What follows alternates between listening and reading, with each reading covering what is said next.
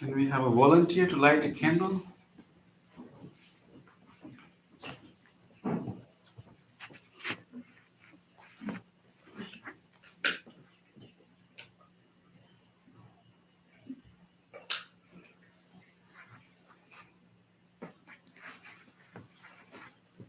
Can we have another volunteer?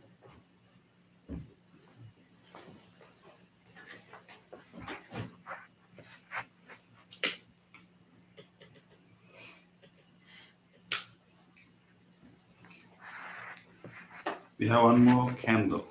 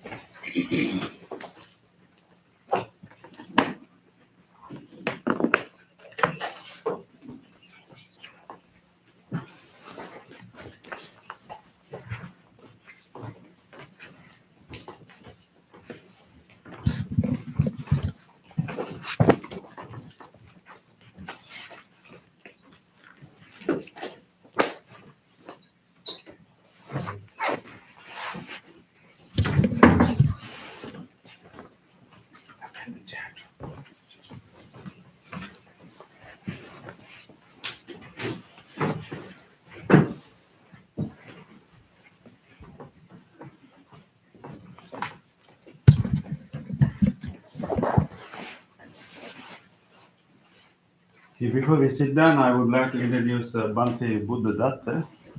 sitting here, and Bhante Buddhadasa arrived uh, from Sri Lanka last Wednesday, a week ago.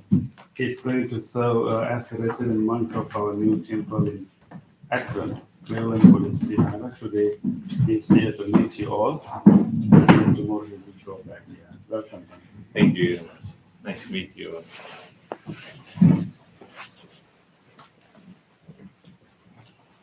Sadhu, sadhu, sadhu.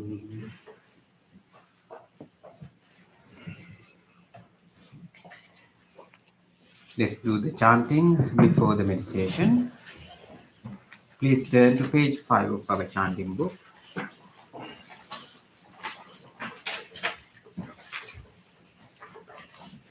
Salutation to the Buddha. Namo tassa bhagavato arahato samma sambuddhassa. Namo tassa bhagavato arahato samma sambuddhassa. Namo tassa bhagavato arahato samma sambuddhassa. The three refuges. Buddhang saranang gacchami, Dhammang saranang gacchami, Sanghang saranang gacchami, Dutiyampi Buddhang saranang gacchami, Dutiyampi Dhammang saranang gacchami, Dutiyampi Sanghang saranang gacchami, Tatiyampi Buddhang saranang gacchami, Tatiyampi Dhammang saranang gacchami, Tatiyampi Sanghang saranang gacchami.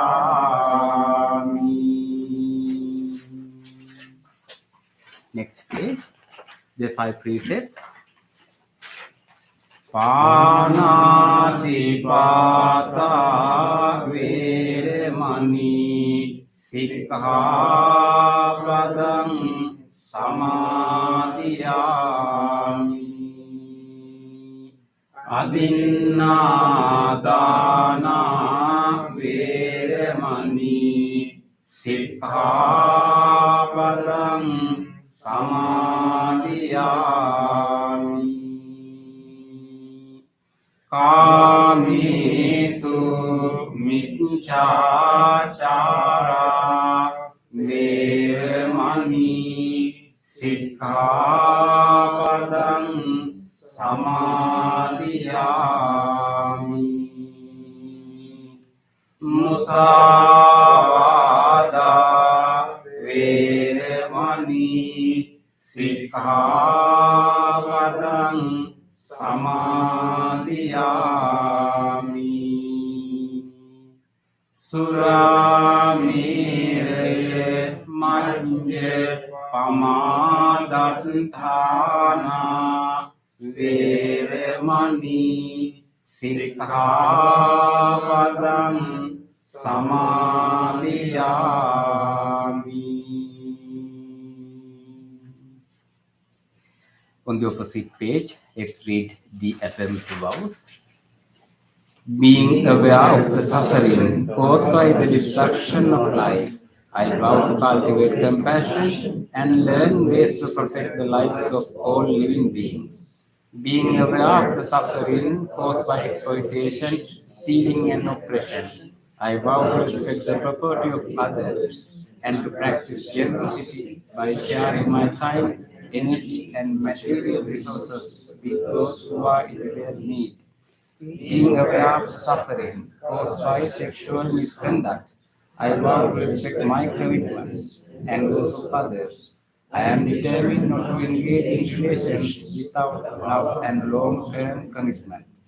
Being aware that words can create suffering, I vow to learn to speak truthfully and develop peaceful, kind, and meaningful speech. Being aware of suffering that an intoxicated and agitated mind can produce, I vow to develop mindfulness and heedfulness. Next page. Homage to the Buddha. Iti piso bhagava arehang samma sambuddho Vidyācarana sampanno sugato lokavidu Anuttaro purisa dhamma sarati Santa deva manussanang buddho bhagavati Homage to the Dhamma. Swakhato Bhagavata Dhammo Sanditthiko Akaliko Ihipassiko Opanayiko Panccattang Veditabbo Vinyuhiti Homage to the Sangha. Supatipanno Bhagavato Savaka Sangho Ujupatipanno Bhagavato Savaka Sangho Nyaya Patipanno Bhagavato Savaka Sangho Samīti patipanno bhagavato savaka sangho Yadidang cattari purisa yugani Anta purisa punggala Yesa bhagavato savaka sangho Ahuniyo, Bahuniyo, Dattiniyo, Anjali Karaniyo, Anuttarang Punyak Ketang Lokansati.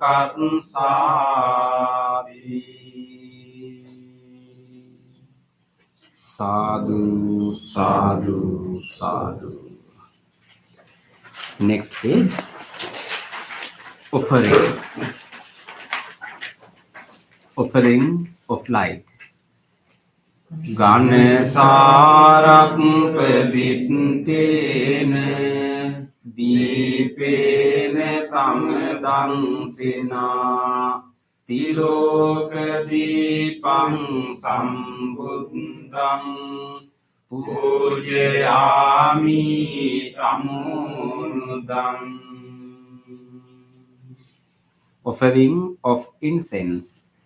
Gandha sambhara yuttena Dupenahang sugandhina Pujaye pujaniyam tam Puja bhajane muttamam. Offering of flowers. Vanne gandhe gunu නූපේතං ඒතං කුසුම සන්තතින් පූජයාමි මුනින්දස්ස සිරිපාද සරෝරුහේ පූජේමි බුද්ධං කුසුමේන නේන පුඤ්ඤේන මේතේන ලභාමි මොක්ඛං පුප්පං විලායාති යථායි ධම්මේ ආයෝ තථායාති විනාශ භාවං. Offering of water. Adivasetu nubhante paniyang parikappitam anukampam upadaya patigan hatu uttama. Offering of drinks.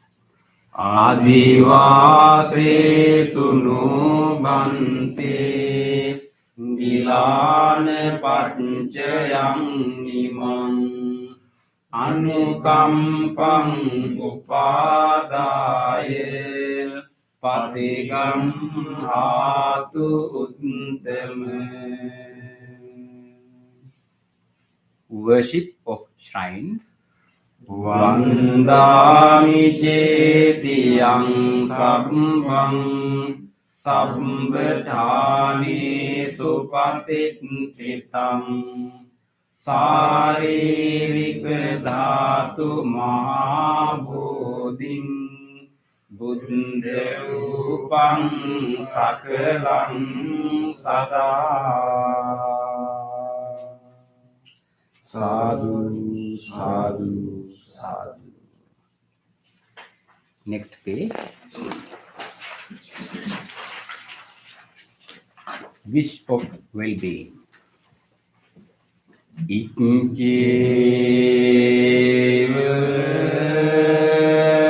machan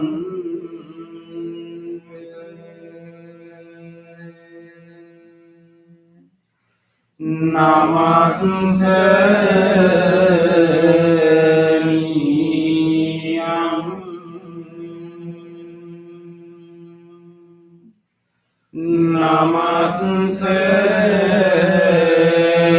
namasemano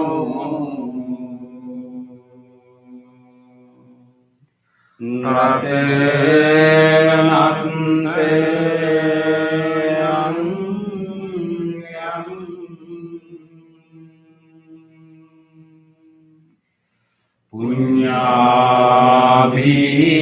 punyabhisandam nipulam alatantang tansanu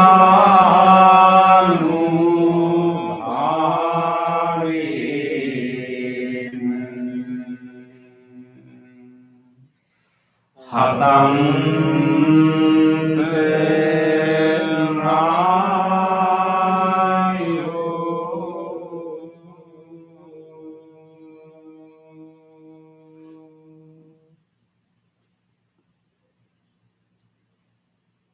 Reflections on the teachings of the Buddha in English.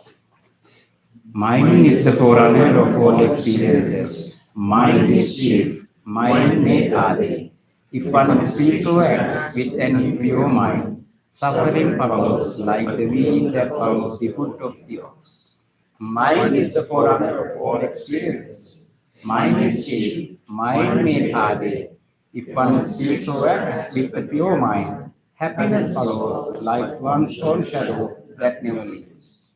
Generosity, kind words, benevolent actions towards others, and equanimity towards all beings and all things. These bonds of sympathy function in the world like a pin in a moving cart.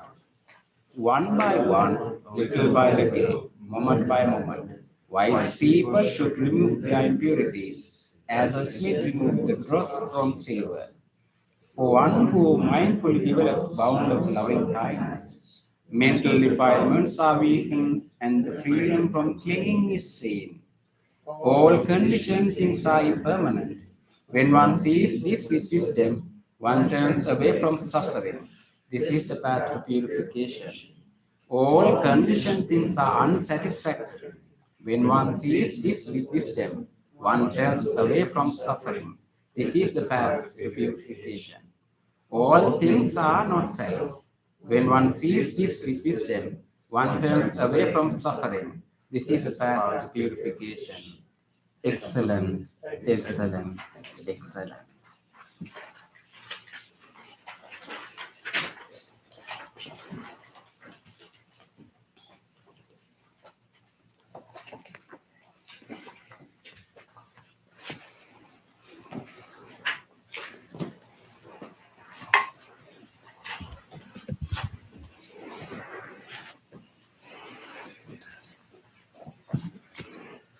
I'm going to sit on a special seat today. Yes. I had some procedure yesterday to my lower back.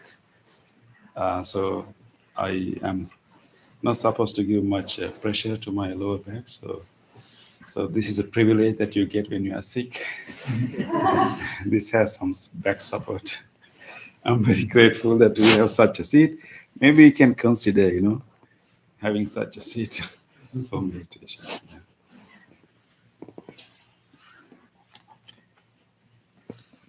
Okay.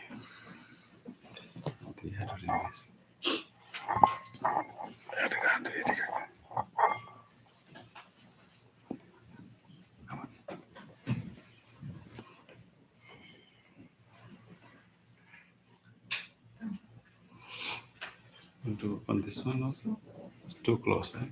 The fan? No, no. Noisy.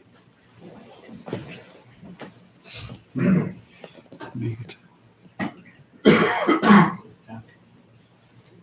Plugging me, make it again. Is it too close? We can move to the other.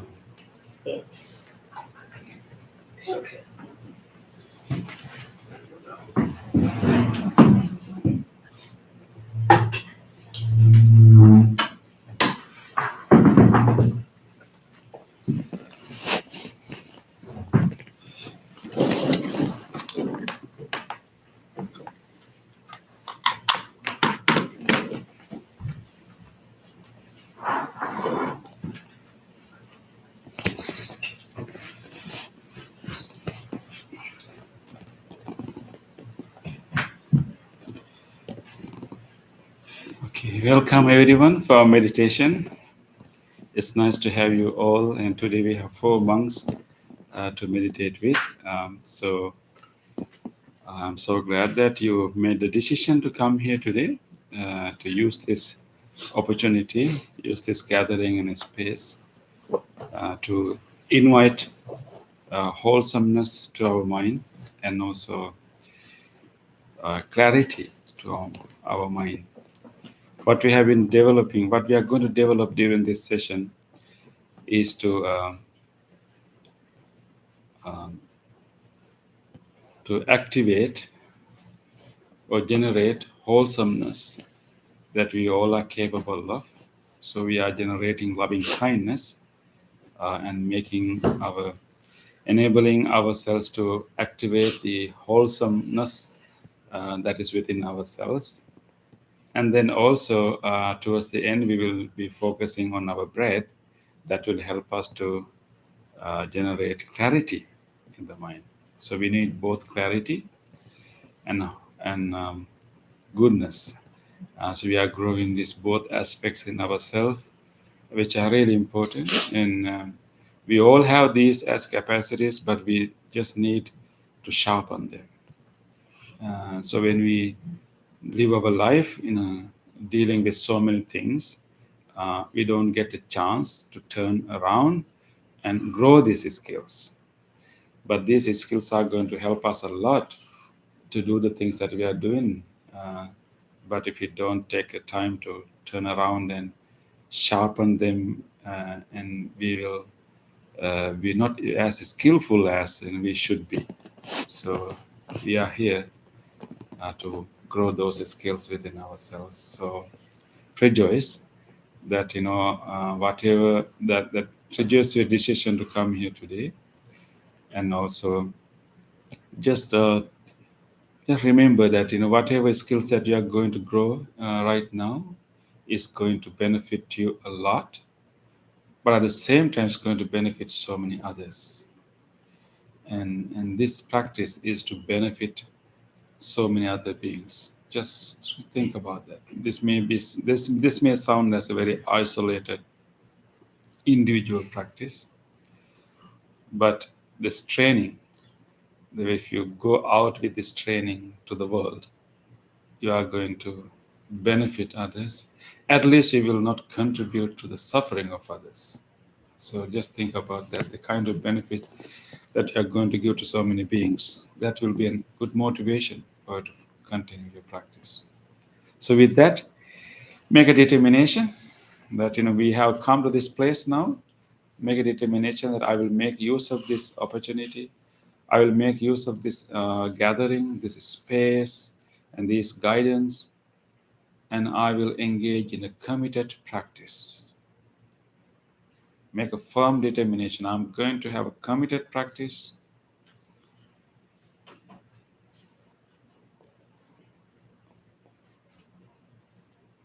And I'm going to use all the effort to engage in this practice wholeheartedly. With that determination, let us listen to the sound of the bell and help ourselves to gather our attention to this present moment. Use the sound of the bell to bring your attention to this moment. And then we will also do the chant, Namo Buddhaya, to further help us to gather our attention to this moment.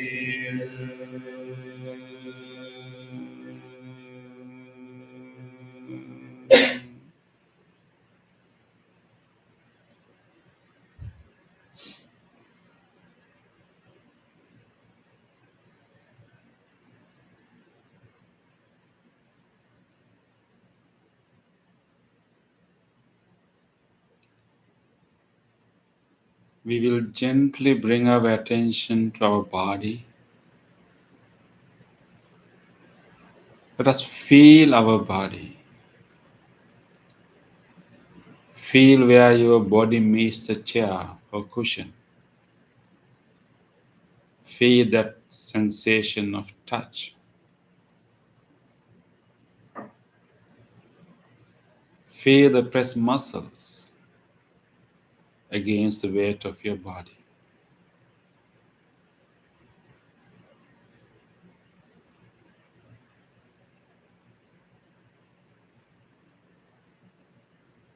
And gradually expand that awareness of the body towards upper body. Try to bring more awareness to your back area. See whether you can feel your shoulder blades, or any of your clothes there. Just mentally go around those areas and feel it.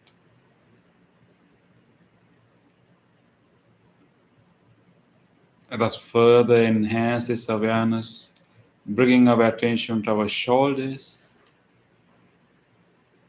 and then moving gradually to our elbow and our arms, and all the way to our palms and fingers.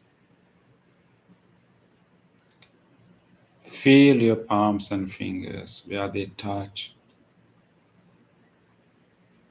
Feel any warmth or any other sensations available in your palms and the fingers right now.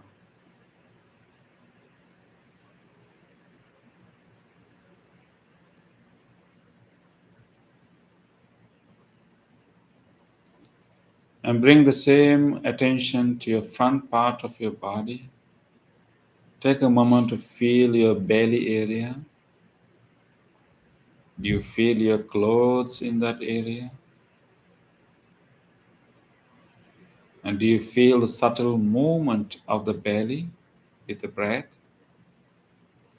Just notice those movements, those sensations in the belly area.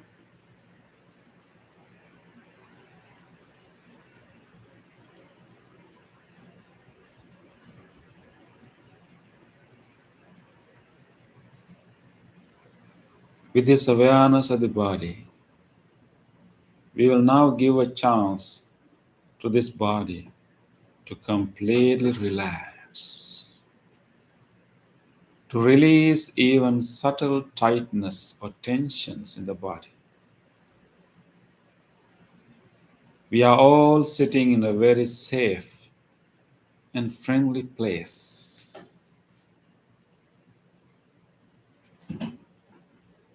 So we can let go of all the concerns and allow our whole body to relax.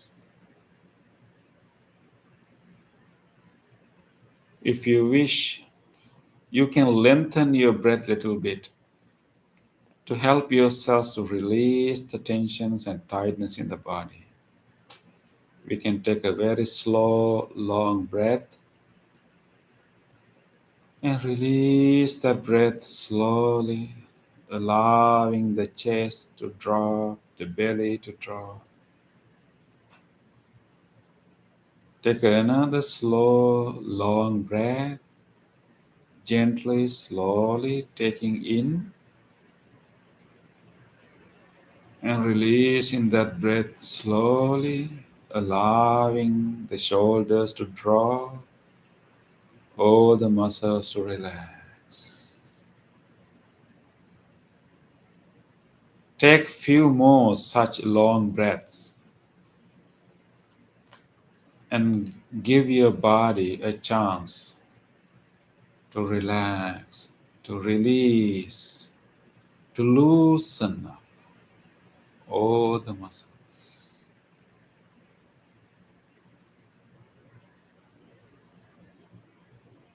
This is a good opportunity to let this body to loosen up, to relax.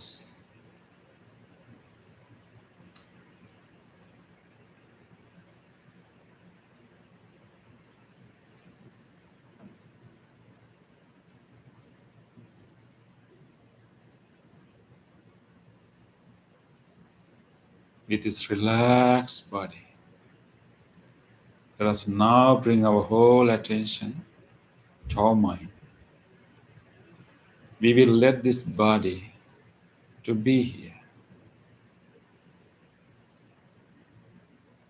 We will let this body to rest here.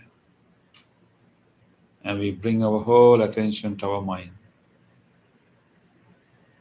Let us gently watch what are the thoughts, memories that are coming to our mind right now.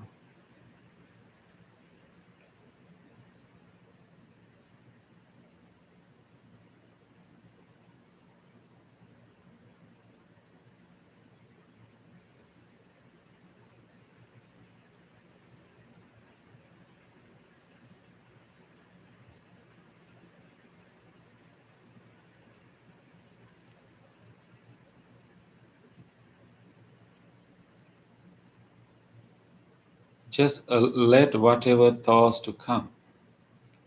whatever memories to come, we will simply notice them without being part of them. We will simply notice, watch whatever the thoughts, memories arising right now.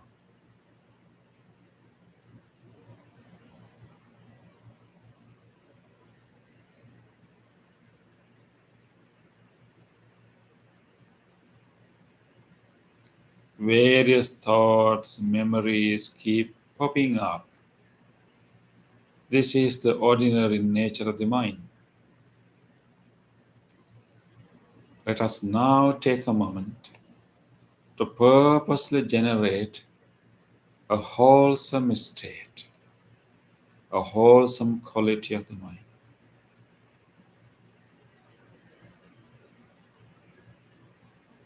Our mind is like a field. It has all the seeds, wholesome seeds as well as unwholesome seeds. It has so many capacities. But right now, let us pay attention to a wholesome seed and allow that wholesome seed to manifest, to grow, become bigger and bigger. We will now invite loving kindness to arise. Loving kindness is one of the capacities that we have in our mind, one of the most beautiful seeds. Loving kindness. Loving kindness is the goodwill towards all living beings. It is the friendliness towards all. It is the willingness for all people to be well.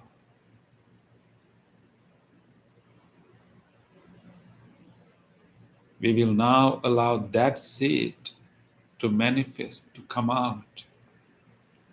Loving kindness. This is a good opportunity to allow this wholesome seed to manifest.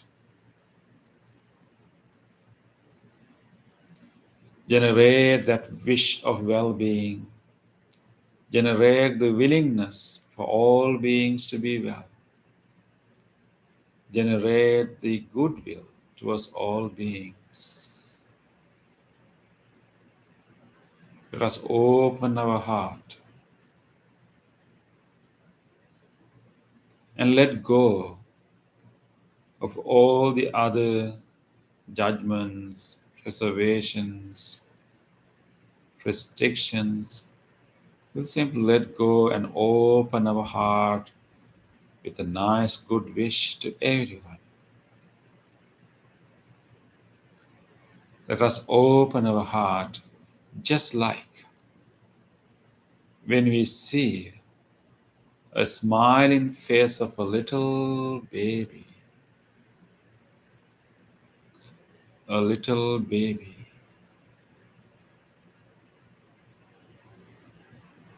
Let us open our heart just like when we are petting a puppy, a kitten, a bird, or any other pet. How open is our heart when we are doing that? Generate the same level of openness, readiness to care, goodwill.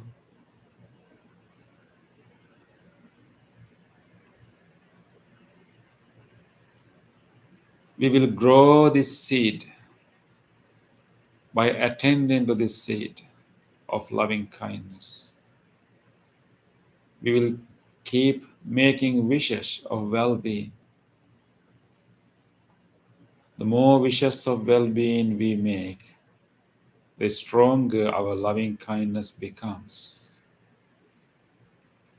Let us keep wishing well-being to everyone. How good if all beings are happy. How good if all beings are fine.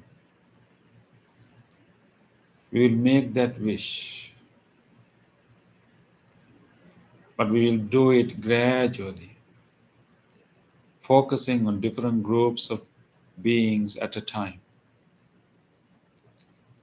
First, we will start with ourselves, with this being sitting here. Feel your presence here. Feel your body again and acknowledge your presence, your existence here. And look at yourself as one of the living beings. We will start with this living being, directing that all good wishes to this being sitting here.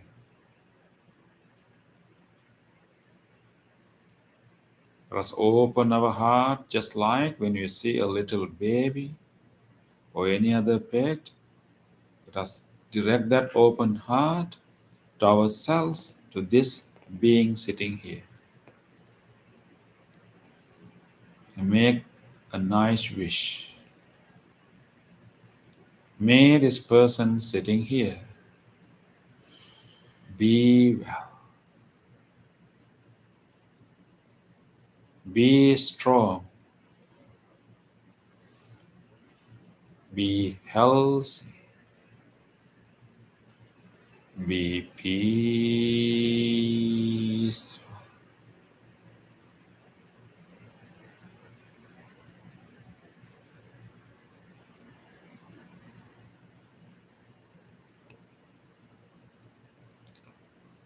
Let us be generous to ourselves, kind to ourselves.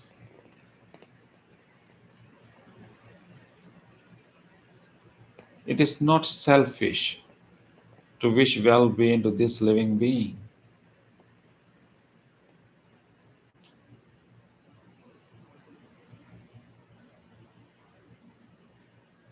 This is a starting point.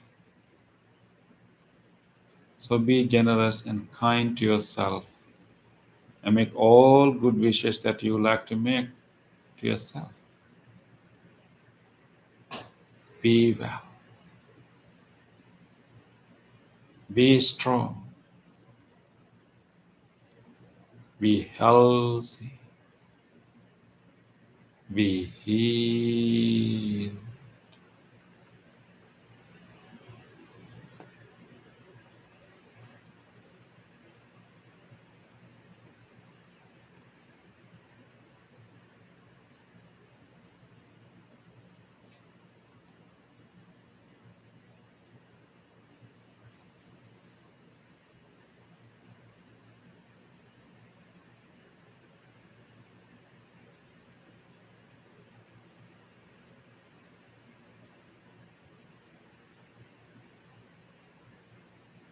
Let us take this moment to radiate this loving kindness to our body.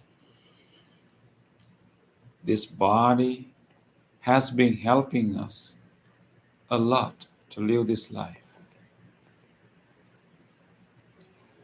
Let us take a moment to wish well-being to each part of the body. We have been using this body all the day, all the parts, all the organs of the body. We have been using them all the time. But let us now take a moment to acknowledge their contribution and wish well-being to each part of the body. Directing this loving kindness to all the organs and all the systems of this body with deep appreciation.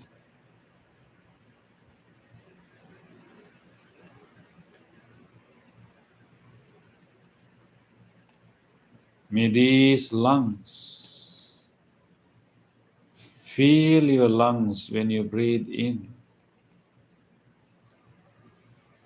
May these lungs, which are helping us a lot, even helping us at this very moment, may these lungs and whole respiratory system be well, be healthy, be healed.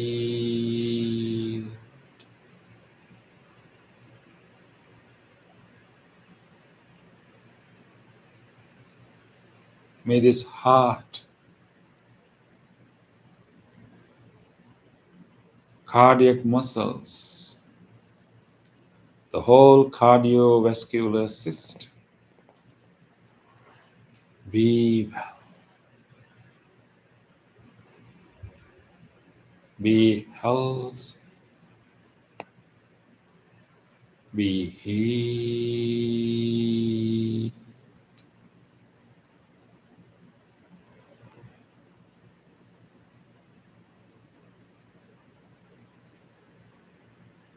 May this digestive system, all the organs in this whole digestive system,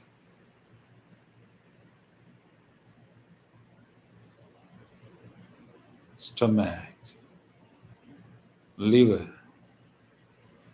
pancreas, intestine, colon, the whole digestive system be well, be healthy, be healed.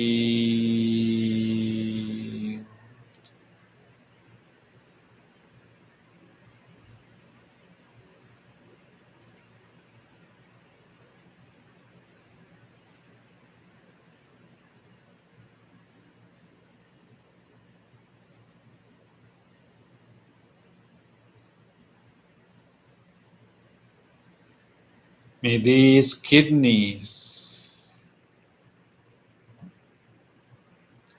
both kidneys and whole genitourinary system be well, be healthy, be healed.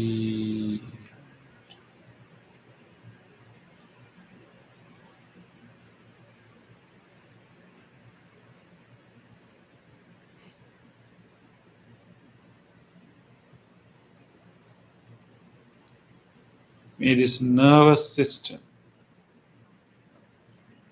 the spinal cord, brain stem, middle brain, and frontal lobe, the whole nervous system be well, be healthy,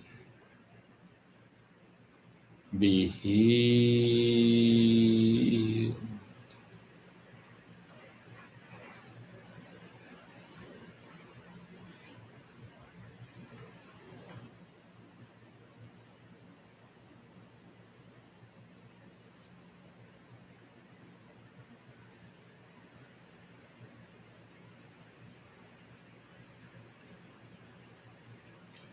May this whole body,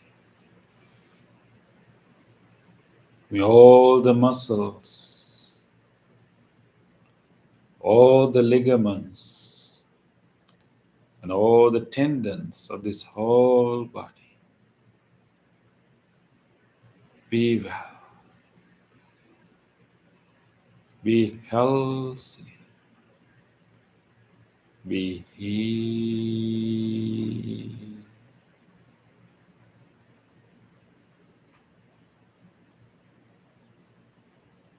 May all the bones and all the joints throughout this body be well, be healthy, Be healed.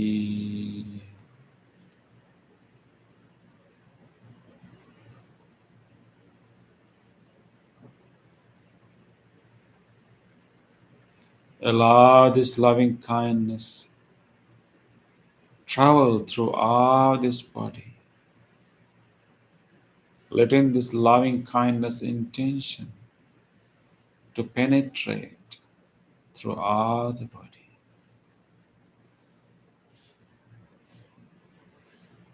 May this whole body be well, be healthy, be healed.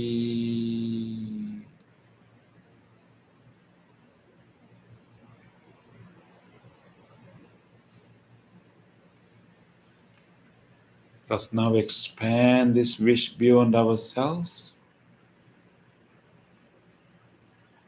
to all others. We have allowed this loving kindness to envelop our whole body and mind. Now we can expand this loving kindness beyond ourselves to all others. Let us wish the same well-being to everyone else. May all people who are known to us, all people in our family, and our good friends, colleagues, may all people who are known to us, may all of them be well, be safe, be healthy, be peaceful.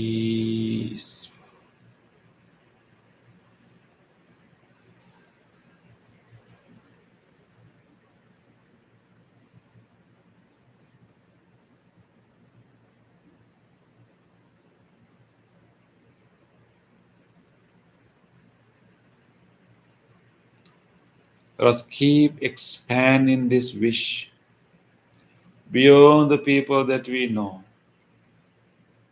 Let us think about all the people living in this whole surrounding area. Whoever the people living in this surrounding area, let us take a moment to think about them. Let us genuinely wish, may all people in this whole neighborhood be well, be safe, be healthy, be peaceful.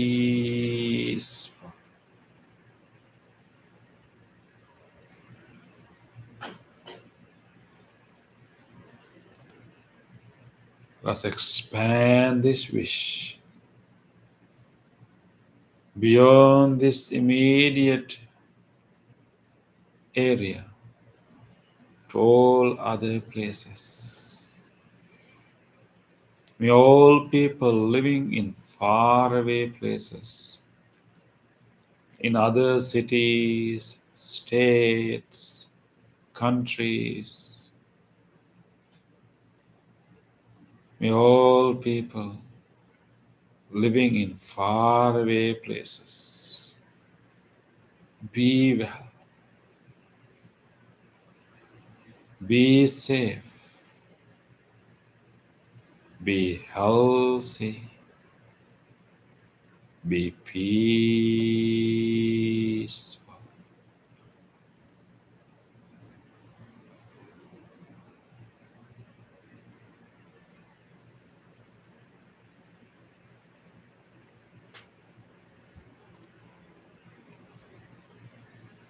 Let us keep expanding this wish as wide as we can, genuinely embracing as many people as we can to this wish May all people living everywhere in all countries, may people who are suffering right now due to conflicts, due to natural disasters, due to poverty, due to illnesses.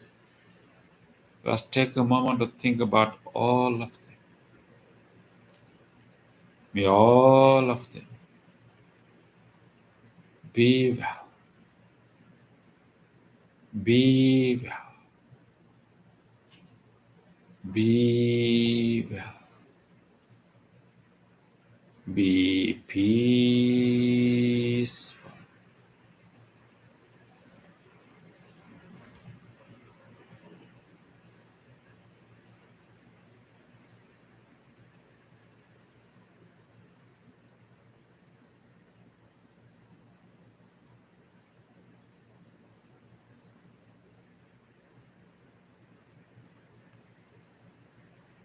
Let us keep expanding this even beyond human beings to all other living beings. May all animals, from large ones to tiny ones, and may all other life forms, may all living beings,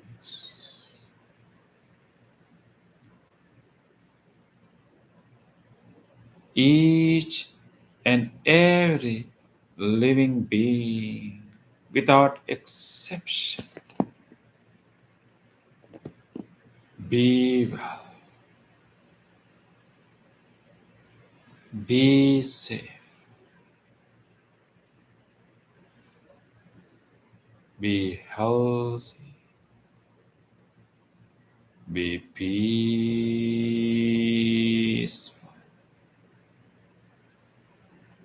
peaceful, peaceful.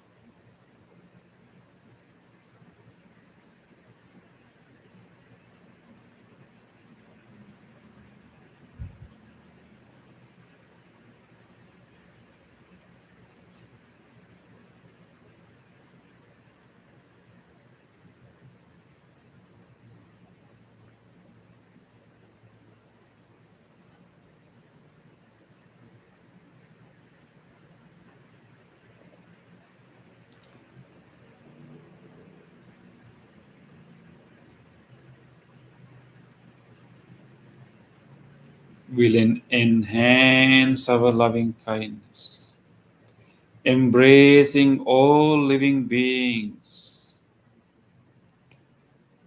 This loving kindness has no limits. It is unbound wish, limitless loving kindness, embracing all life. Rejoice. We can wish for all living beings. Rejoice this unbound loving kindness, this limitless love, this wholesome state of the mind, this manifested loving kindness that is ready to embrace all living beings.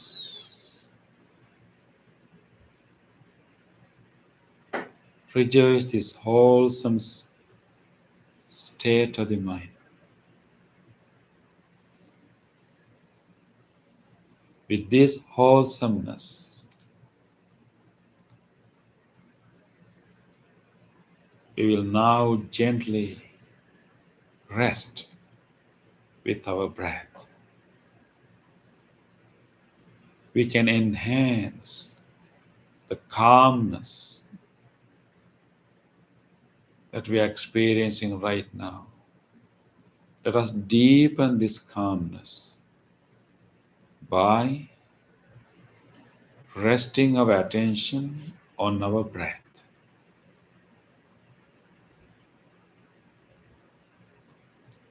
Let us simply rest with the awareness of the breath. You can feel your breath moving through your nostrils. You can feel your breath in the back of your throat, in your lungs. You can feel your breath when our body is gently moving with the enhancement, with the in-breath and the out-breath.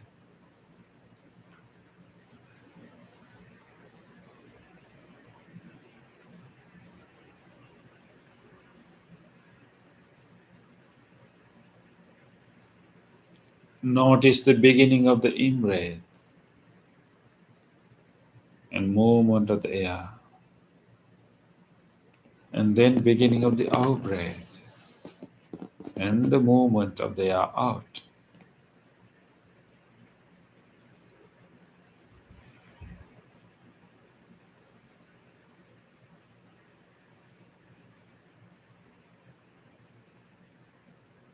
This breath is happening right now.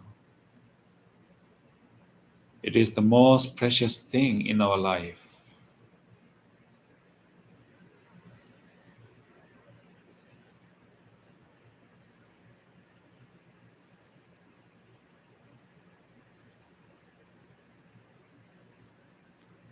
With deep respect, let us be with the breath. Continue to feel it. Continue to enhance your awareness of it.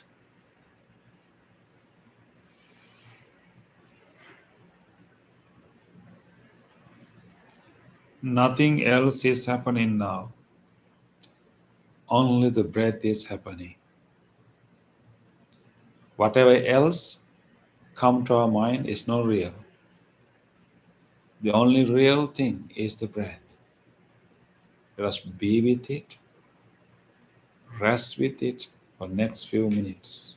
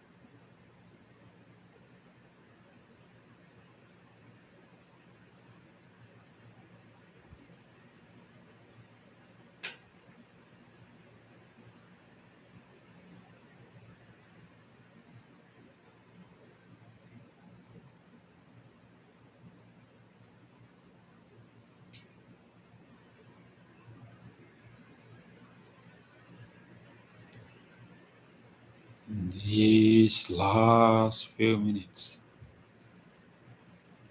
give your full effort to be with your breath.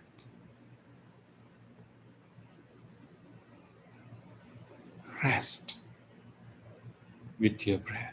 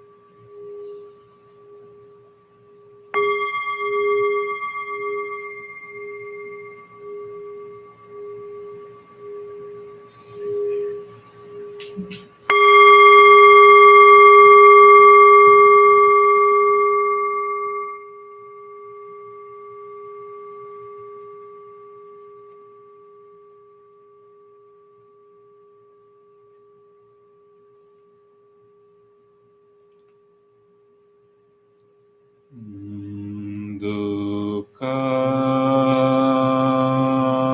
patac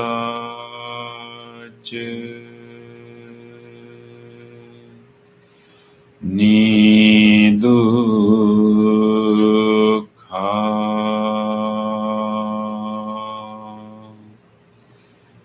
bhayapattac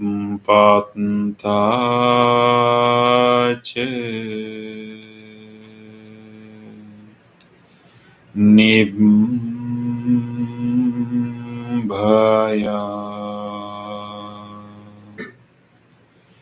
sukapattac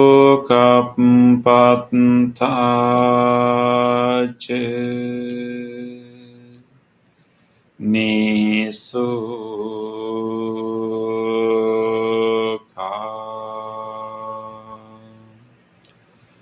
hontu sabbepi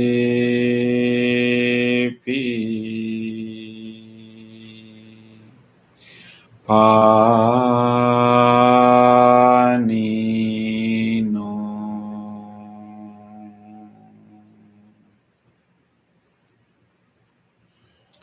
May all those who are suffering be free from suffering. May all those who are grieving be free from grief. May all those who are in fear be free from fear. May all beings be well and happy. Gently come out of your meditation and gently put your palms together and place them against your chest. Take a moment to feel grateful for this opportunity to have peaceful meditation in our life. Feel grateful to great teachers the enlightened masters in the past who passed this wisdom from generation to generation. Feel grateful to anyone who helped your meditation practice tonight. Let us also feel grateful even to these non-living things which helped our meditation, including the chair, the cushion, this bell, the fan, and this device that helped you to connect to this meditation from home. With deep gratitude, let us say sadhu 3 times. Sadhu, sadhu, sadhu.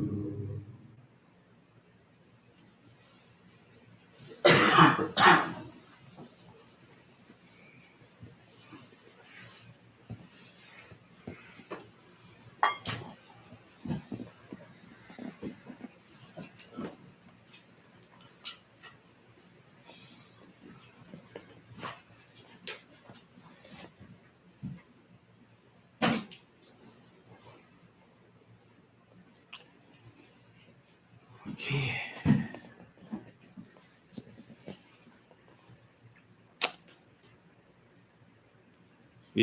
We water the seed of goodness and clarity. Did you see any growth there? Did you feel it? Of course, meditation requires certain, effort and also gradual training. We don't expect anyone to completely, be in the meditative mode, throughout the session. It's normal that we kind of, have other things. It's like a on and off. But if you have more on sessions, more on moments, that is a great, success. Anyone would like to share your experience in meditation? Yes. Actually, a few weeks ago, I've been having a hard time wrapping my mind around a conversation we had a few weeks ago about, you said that the mind can only do one thing at a time. At a time, at a moment, yeah. And Yes. I asked, well, if we're observing our mind with our mind, are we doing two things at the same time? And you said it was kind of like putting a car in neutral. Can you give me a different way to think about it? Because I'm really, that one's not. Okay. Really Okay. Yeah. Let's say when we observe our own memories and thoughts, let's say we may be thinking about something happened a few days ago. Okay, so we are thinking about it. We revisit that memories. We wish that it is good if this happened in other way. Whatever, we just engage in this whole thing, and then suddenly we become aware. What I'm thinking, I'm just thinking what happened a few days ago. It's not happening right now. So then you start to observe those thoughts that are occurring.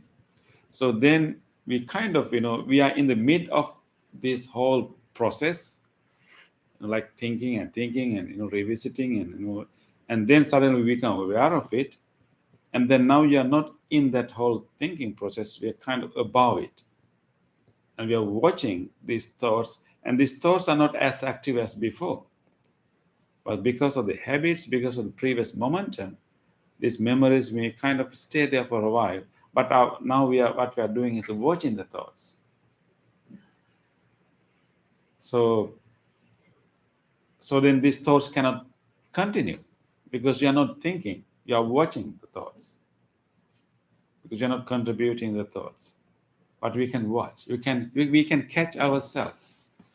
We can catch ourselves. That's why even for example, let's say we remember something, or we have a conversation with someone, and then we really got angry, and we are about to engage with that anger and express it, whatever, and then we realize that I'm not normal. Anger has arisen in me, And then we are not in the anger, we are in the watching mode. We are observing the changes happen in the body, and we are, observing the kind of, things that the mind want to think. Mind is like how mind is trying to bring all the memories. And these things are happening almost like you have two minds. Actually, we become aware of it, and while this thing will, stay for a while, but it cannot continue because you're not part of it. Do you need another simile? Yeah. Yeah. I mean, that one makes sense to me. Yeah, I like- have been able to observe my anger when I'm in the middle of being angry, Yeah. but it doesn't seem to stop it. I mean, maybe for that moment that I noticed. Not disturb, yeah, because But I continue on. because from awareness you can jump back to the anger. Okay, It's like we are swimming in a river. so that's why I see it as two things. Yeah, It's maybe. like jumping back and Yes, forth. it quickly, you can go back and forth. If our awareness is not strong, we become aware of it, and we watch it for a while, and we again back to the previous process, and then we become aware of it again, and again back. So this can happen. So that's awareness. If awareness is strong enough, we can stay in the awareness part. But sometimes we are dragged to the water. It's like we are carried away by the current of the river. Those are our emotions, our thoughts, our memories. We just engage with that, like moving and flowing with the current of the water, and becoming aware of this whole thing is like we suddenly get into the bank of the river, and the water is flowing. But in the case of the mind, those thoughts, emotions cannot run that far as long as you're watching them. Yeah, like a bank of the river. And then, of course, we back to the water again, and again bank on the river. So when we are watching the thoughts, watching the emotions, those emotions cannot be fed. Therefore, it will die. But then we can jump back to it. Okay, that makes sense. Mm.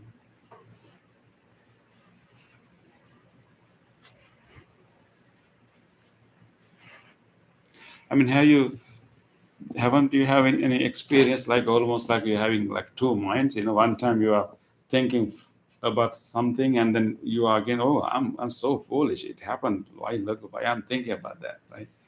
Have you had that kind of moments, like almost like having like a two minds, right? What is the goal? I mean, if your experiences, are you able to make the river disappear? Let's say in the beginning, we don't want to feed the unwholesome, maybe unskillful, negative thoughts and emotion, because they are heavy. They bring suffering to us, and they are bringing suffering to others. So in the beginning, we want to watch and observe the negative ones, and then weaken them, and not feed them, but weaken them. So, but for example, like loving kindness meditation we did, like we just generate it. We bring more water and more water. We create a strong current of water, but a wholesome ones that are not harmful, that are beneficial, peaceful. But there is a stage that we will dry out. We will have no water at all, no current of the water, but stable water.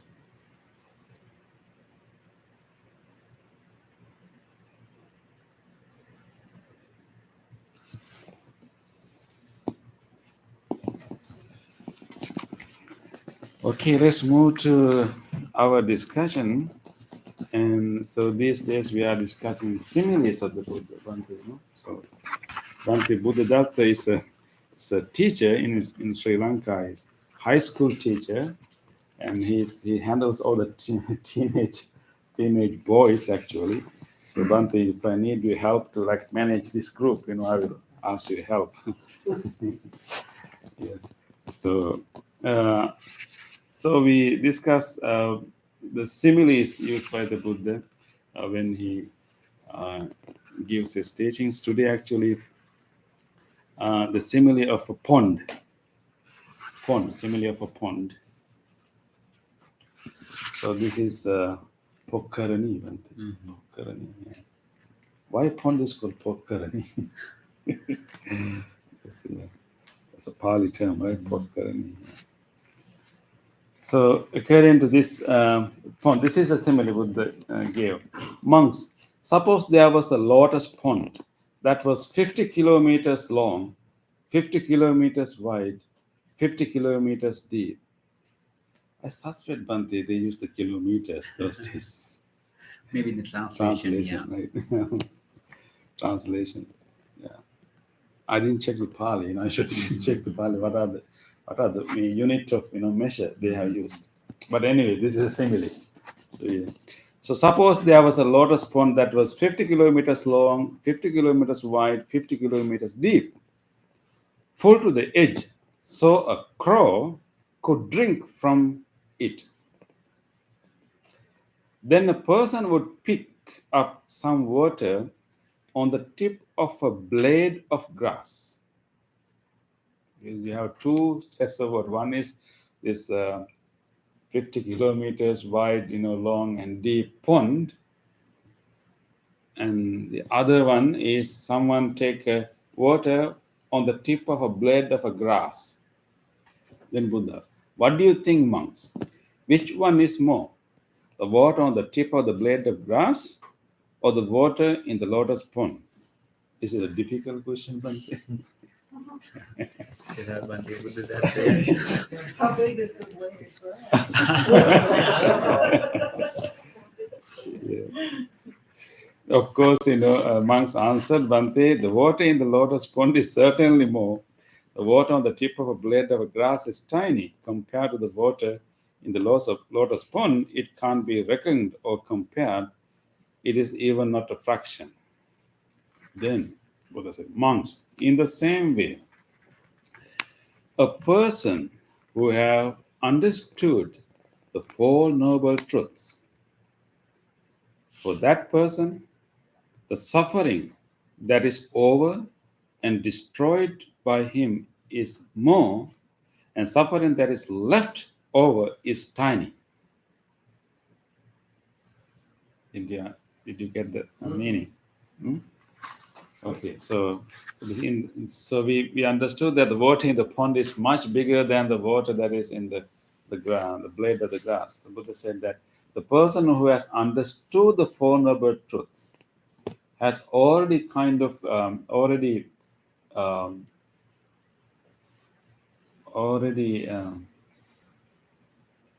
finished, stopped the vulnerability of suffering, and what is left for him, what is the suffering that is left for him is like the water in the blade of the grass. As a person who has not understood the Four Noble Truths, the suffering that person would go through in life is just like that big pond, 50 kilometers deep. That would be the kind of suffering that normal person would go through in their life, as long as they haven't understood the Four Noble Truths. If someone properly understood the Four Noble Truths, the suffering that person would go through in his or her life is similar to the water in the blade of the grass. Is it clear now? Okay. Do you like to make your suffering like a blade, the water in the blade of the grass? Yeah. And so this bring us to talk about what we mean by the Four Noble Truths. Four Noble Truths. This is very key important teachings. Four Noble Truths. This is this is the truth that Buddha discovered in his enlightenment. Anybody can give a brief introduction to Four Noble Truths? Just name them. You have a question? Oh, Something. no, I was thinking of like, this must be like all things are impermanent and life is precious. And the other two are not coming to me. Okay. Yeah, those are actually definitely key teachings. Impermanent. I mean, we come to that. The impermanence is the reality, the underlying principle of everything. Yeah, but Four Noble Truths is related to suffering, or what we call dukkha.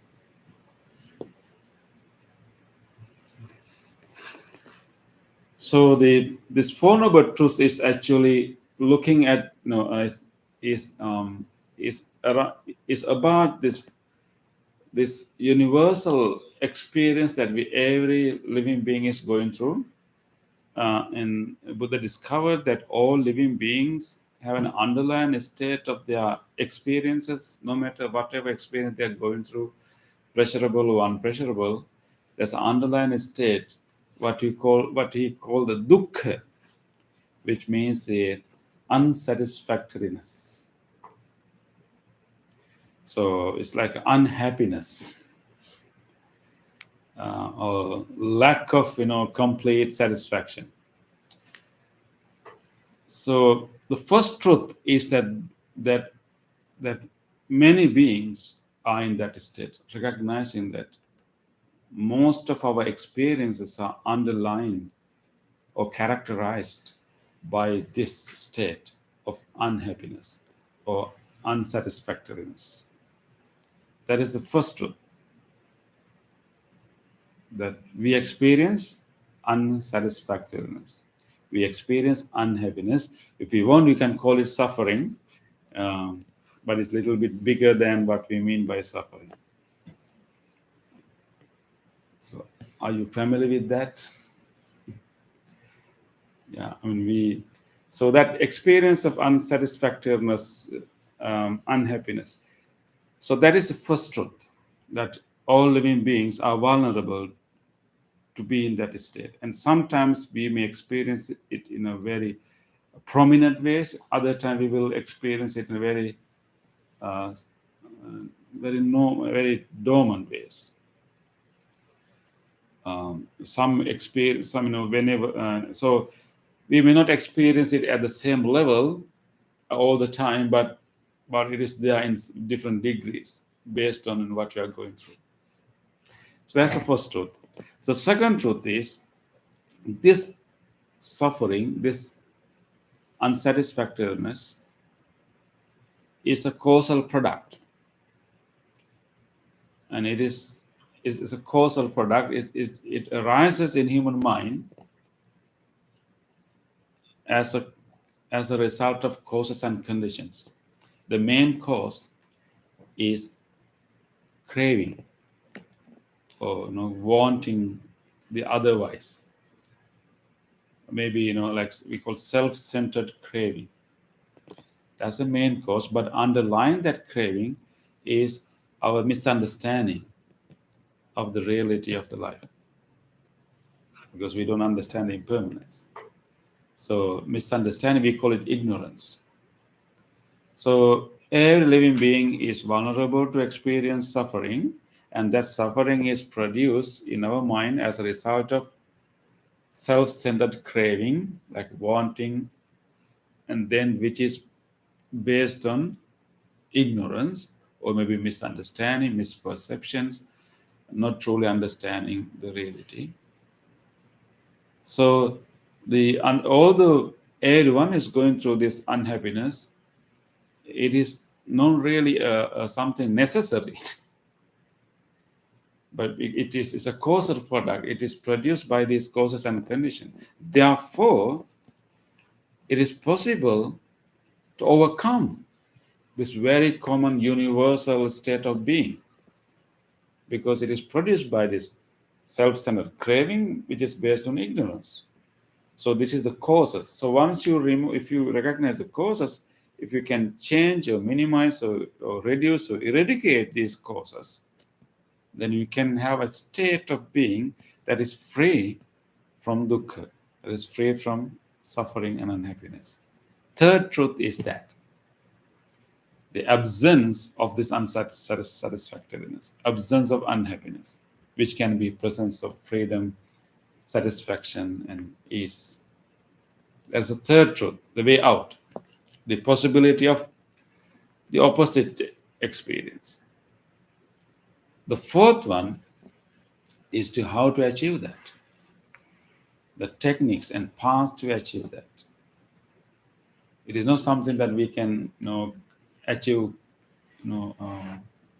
quickly, because the causes and conditions that produce suffering has been long established. Therefore, it takes time for us to gradually understand them, recognize them, weaken them, eventually eradicate them. So therefore, it requires certain training program. The fourth noble truth is the path that leads to the end of suffering. So the four noble truths, if we translate very easily, very simple language, the truth of suffering, and then the cause of suffering, the cessation of suffering, and the path leading to cessation of suffering. So people sometimes don't like the word suffering. So I rephrase it this way. The first truth is the truth of absence of happiness. Let's put that way. The truth of absence of happiness. Second one is cause for this absence of happiness. Third is the presence of complete happiness. The last one is the path leading to complete happiness. Did you hear any suffering there? No. All about happiness. If you want to, if you like to listen to that, you can say so. But first we need to understand the absence of happiness, which means unsatisfactoriness and dukkha. But this is simple listing out, right? Listing out. But what Buddha is saying that so first we can the meaning here is that if we know the mechanism of suffering, actually how suffering arises in our mind, if we know the mechanism, if we know the story behind, if you know the mechanism, and then we can do something about it. The issue is that although many of us suffer, many of us experience unsatisfactoriness and unhappiness, we don't know how it occurs in our mind. Because we don't see it, we try to project it to someone else, some other forces, some other people, some other things. So it's always, someone else is making me unhappy. Right? So you try to find. So that's how people usually understand their suffering. So when you always place the cause, the suffering is coming from outside, other than yourself, you can't do anything. So therefore, if people do not know the mechanism of suffering, and definitely they will repeat the same suffering again and again, right? So that is why Buddha said that if you understand this mechanism of suffering, which is we understand that that's a kind of part that we are playing into this. But at the same time, it doesn't say that suffering is self-created, right? But to believe that suffering is self-created, like Sayankata, is also one of the extreme. That this doesn't mean that whatever unhappiness or suffering or dukkha that we are going through is completely constructed by ourselves. This is a dependently arising phenomenon. It's like looking at it and objectively. So we need to distinguish here dukkha, like let's say suffering, and pain. Let's say we may have painful situation, we may have difficulties, we may have discomfort, we may have challenging situations, but the kind of unsatisfactoriness or unhappiness or dukkha or suffering we talk about is the kind of layer that we add to that pain or that discomfort, that difficulty. And that is the most difficult one to bear. And that's what we can work and to reduce and minimize. So there could be situations that are prone to suffering, but we somehow add our part to it to make it a suffering. So Bhante, it's our reaction to the phenomenon. Yes, our interpretation and reaction. There are two ways. One is how we see it and how we act towards it. And that's how you make it go away, by understanding how you react to things. And if you understand, if you're mindful of that, then you can know to either avoid that particular situation, or adjust Change. your thinking, change so that it does, the whole situation does go. Yeah.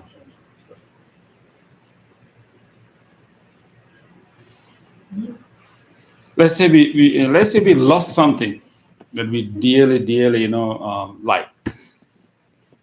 Of course, it's something that you're going to suffer a lot, right?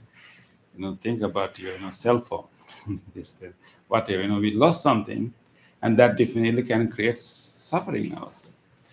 But at least the gravity of suffering is depending on how we interpret that loss, what kind of value that we are given to that thing that is lost, and how we are reacting to it,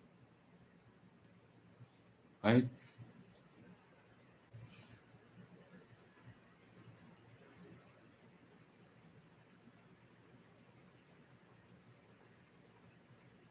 Sometimes if we can let go,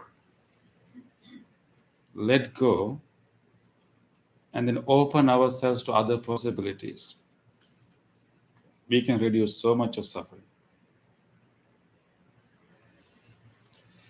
And for us to understand, the origin of suffering, like how suffering arises, based on so many, there can be circumstances and situations that are prone to create suffering, but there's a part that we play. And this is a Bhante, we discussed that, the monkey trap. Yeah. Remember the coconut monkey trap? Yeah. Yeah. Like grabbing the inside, the Bhante. inside, right? Yes. Bhante, in Canada there are monkeys, right? Yes. You have monkeys in your temple? Yes, coming every day. Every day. Here people, Bhante, when they say monkey, they love to see them. They love to watch them. They love to see them. But being a person in tropical country, what monkeys do? They come and sometimes they try to find something to eat. Mostly. Okay. And also sometimes they destroy, right, Bhante? Yes, they destroy. They steal, they break things. Monkeys are not fun. Not fun. They have hands, they have legs, they can destroy anything. And usually, Mostly they are destroying, like in the villages, they are having big problems because they destroy the harvest. harvest. Yes, they Nowadays, destroy harvest. Yes. Yeah. So this is a trap, set by a farmer. So some farmers don't like monkeys anyway. So in certain parts of the world, some farmers have traps for monkeys. This trap is special. So what this trap is, actually they use coconut. In the coconut, what they do actually, they open a hole in part of the coconut, because inside the coconut you have coconut meat, which is so delicious. Of course, you have water also, but coconut meat also. Monkeys like, monkeys love it. So what they do actually, they open a coconut and create a hole that monkeys can put, that is big enough that monkeys can put their little hand in. Okay, and that's all. And then they just hang this. They tie this coconut with the strong ropes and hang in different places. That's all. That's the trap. So what happens when the monkeys come? They smell the coconut. They love it. They can smell the meat inside. They put their hands in. They can touch the meat. They grab, and they grab, and they create a full fist of meat, coconut meat. But when it's a fish, they cannot take the hand out because the hole is only big enough to put the hands in. When you grab everything to your hand, you cannot take out. So they're grasping at the coconut keeps them trapped. Exactly. And so once they grab this coconut meat, they love it, but they cannot take the hand out. They try and they try, they play with the coconut, they hang around it, and they try their best to get this hand out. They are not ready to let go. The wisdom doesn't come to them. And also they are also not willing to let go of the meat that's already in the hand. They stay hours and hours and hours until the farmer come and catch them. So interesting kind of monkey trap. So the kind of suffering that we're experiencing, someone has put traps on us. People and situation can have trap, but advertisement. But somehow we are also playing a part in it. Yeah, and if that monkey has wisdom and willingness, okay, this is not the time to eat coconut milk. If you let go of that, and they can easily take the hand out. Sometime we may be trapped in situation and suffering, maybe because of the attachment, unable to let go. So, so when we realize this, and when we realize that that suffering is a causal product, it's anytime if you are going through suffering, that is, remember, we may not see it, but at least have a conceptual understanding that when we are going through suffering, that is due to our wanting more, our attachment, craving, which is also based on a misunderstanding. We may not be able to get rid of it, but at least have that understanding is so releasing. And so what Buddha is saying, that if someone has some level of understanding of this Four Noble Truths, he will prevent himself from going into experience of suffering.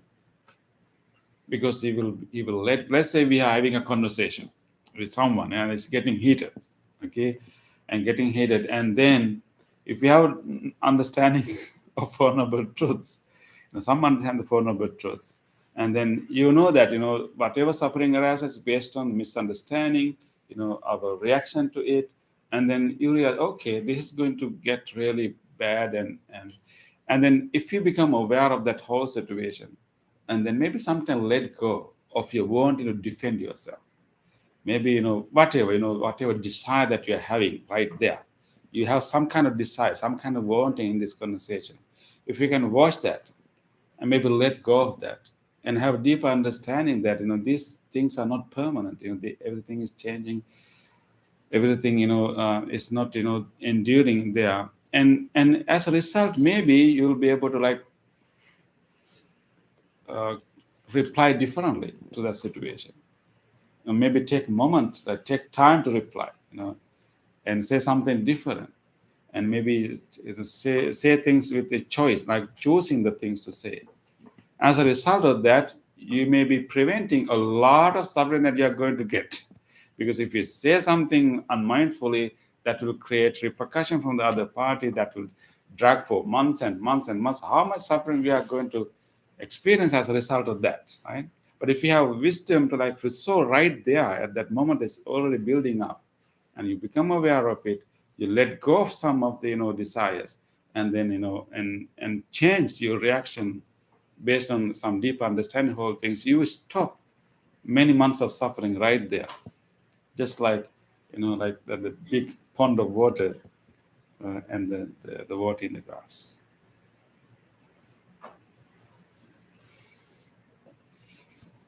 So let's remember the monkeys. That way. Monkeys and monks. Monkeys and monkeys.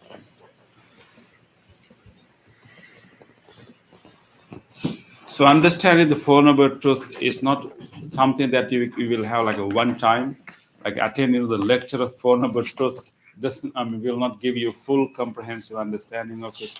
There are different levels of understanding. We can have first intellectual, conceptual understanding of it. That's what we get in our discussions. And then when we have that knowledge, we can keep comparing that knowledge with our life experiences. And any moment of suffering, what's the craving here? What is the misunderstanding here? Just examine. And then, as a result of that constant reflection of your actual experience and what you have learned, that will develop a deeper understanding of the Four Noble Truths. And then, of course, deepest understanding comes to, in deep meditation. So it's not something that you know and then you are already free. It's that there are different levels of knowing.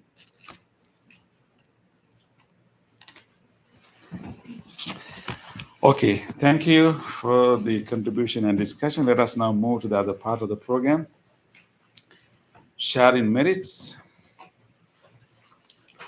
And today we have come to this practice, and by doing this practice together and doing this chanting, meditation, and discussion together, we have generated so much goodness in our heart, and we have generated so much good merits, good karma.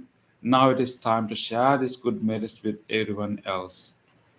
You can turn to page number 14, and let us first share our merits with our departed relatives, our teachers and friends, people who helped you so much, who are no more with you today. Let us think about them and be grateful towards them and share these merits with them too. Especially today, we want to share these merits with two resident monks who lived in our Pittsburgh Buddhist Center in its beginning period. Two of them happened to pass away during the last 2 weeks. We think about our most venerable Bhante Katukurunde Maitri Mahathero and also venerable Kamurupiti Muninda Vansa Mahathero. We think about them and share these merits with them with gratitude for their contribution, for their hard work to start the Buddhist Center. We share these merits with them, and you can also share these merits with anyone in your life. May all of them share these merits. May all of them be well, happy, and peaceful wherever they may be. Idang mi ñātinang hotu sukita hontu ñātayo. Idang mi ñātinang hotu sukita hontu ñātayo. Idang mi ñātinang hotu sukita hontu ñātayo. Let us also share these merits with all other living beings. If there is any other living being who would like to share our merits, may they do so. We will generously share these merits with everyone else. May all beings share our merits. May all living beings be well, happy, and peaceful. Ittavata amhehi samvedam punya sampadam sabbe deva anumodantu sabba sampatti siddhya sabbe bhuta anumodantu sabba sampatti siddhya sabbe satta anumodantu sabba sampatti siddhya. Wish for the well-being of the world in English. May the weather be pleasing. May the people prosper in their lives. May there be peace and happiness in the world. May the rulers be righteous. May all those who are suffering be free from suffering. May all those who are in fear be free from fear. May all those who are in grief be free from grief. May all beings be well and happy. Aspiration. May this wholesome act quicken the liberation of my mind from mental defilements. By virtue of this wholesome act, may I never follow the unwise people. May I associate with good people until I attain Nibbana. Purification. If by body, speech, or mind I have carelessly done wrong, I acknowledge them all in front of the Tathagata of great wisdom and determine to be heedful.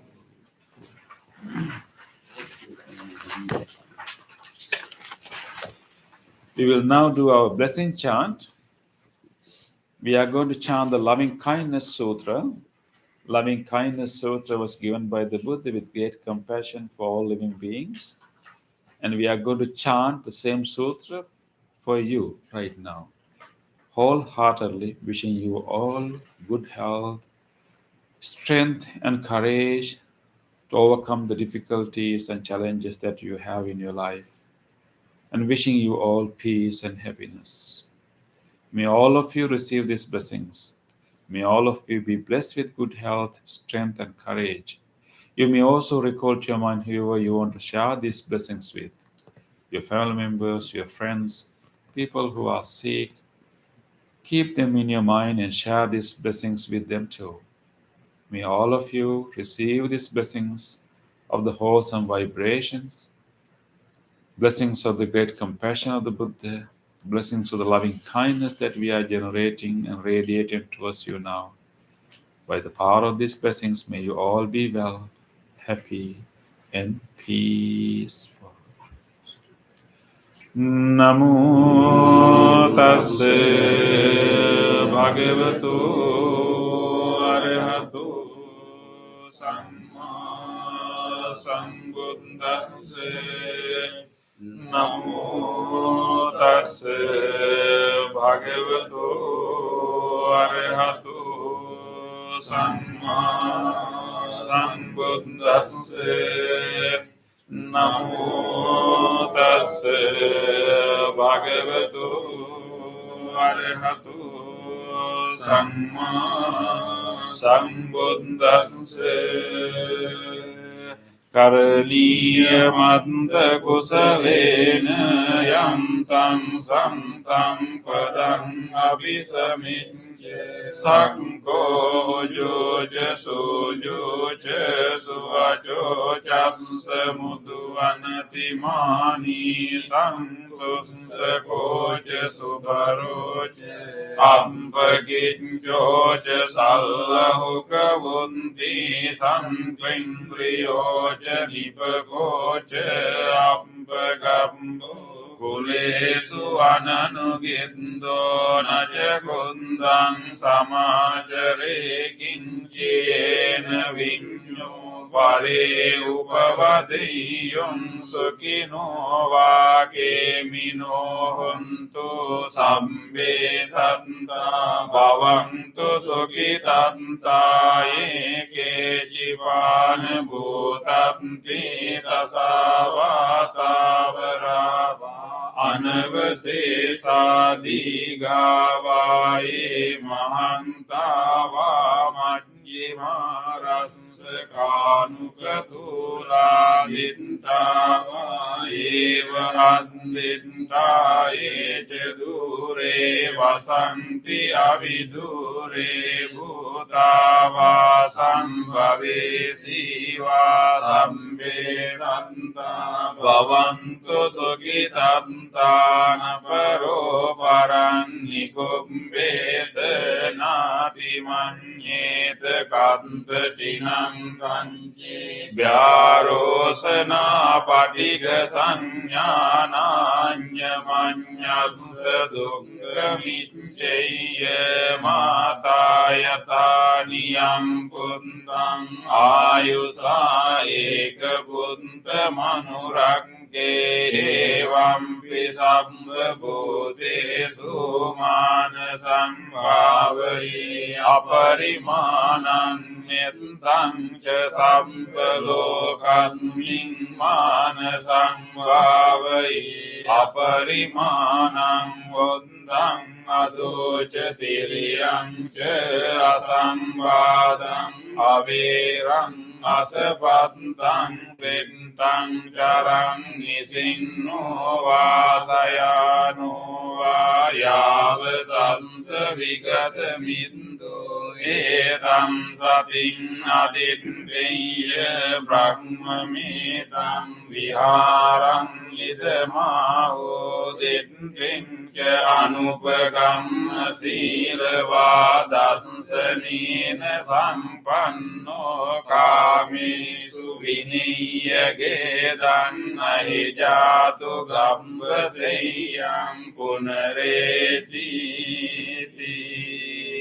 etena sanca vajjena sontite hotu sambada etena sanca vajjena sabbarogo vinassatu etena sanca vajjena hotu te jaya mangalang sabbitiyo vivajjantu sabbarogo vinassatu mate bhavantvantarayo sukhi digayuko bhavatu sabba mangalang rakkantu sabba devata sabba buddhanubhavena sada sonti bhavantu te bhavatu sabba mangalang rakkantu sabba devata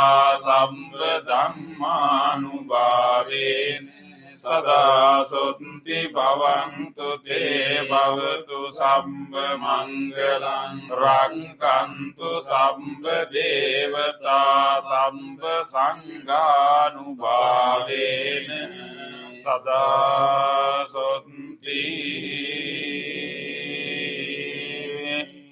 bhavantu te.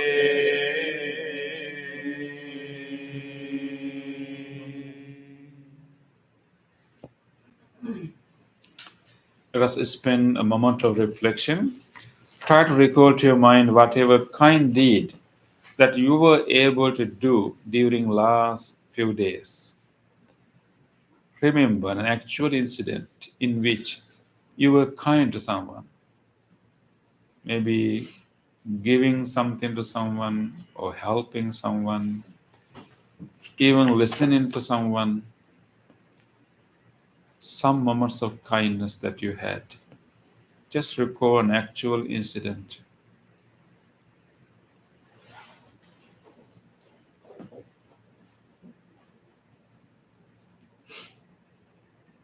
Let us rejoice.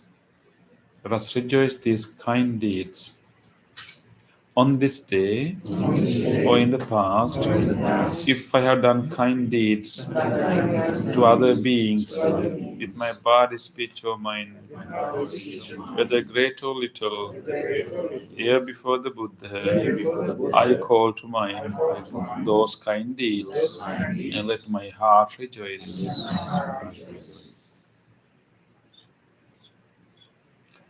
I rejoice in those kind deeds, appreciating the opportunity to be helpful to others. I rejoice in those kind deeds, resolving not to compare myself with others. I rejoice in those kind deeds and gladly share this joy with all beings everywhere. May my kind deeds relieve the burdens of other beings. May my kind deeds shield me from all dangers and pain. May my kind deeds and merits that come from them help me in freeing my heart.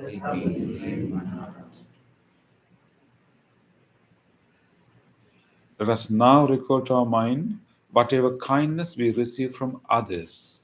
Think about your past few days and remember a moment that someone were kind to you, someone helped you, someone cared for you. Just think about a moment. Or even you saw or heard about a kind deed of someone else.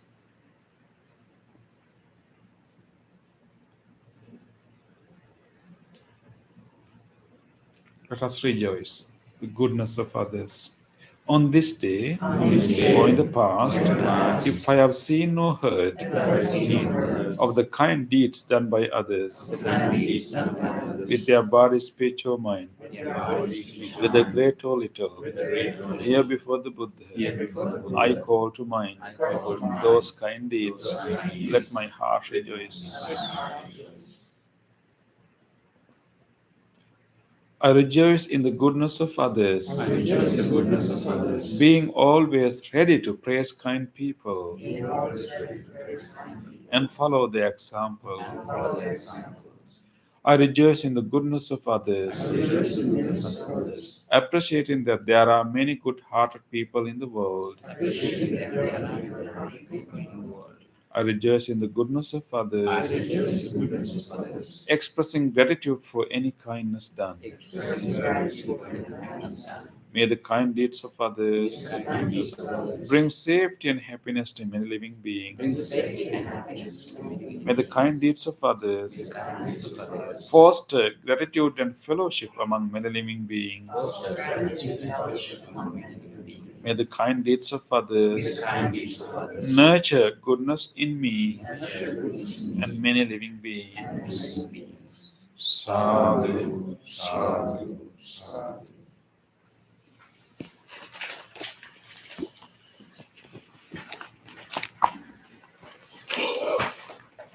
Thank you everyone for joining the meditation tonight. On this month, actually July 10th, we will have our monthly gathering.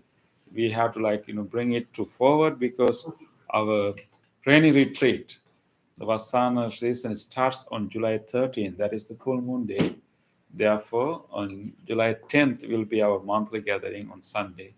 So if you like to join our potluck lunch, you can think about it, bring a dish and share and, enjoy the potluck. And then afternoon, we will have a short meditation and the talk and the invitation to monks to observe the rain retreat. So you will receive an email.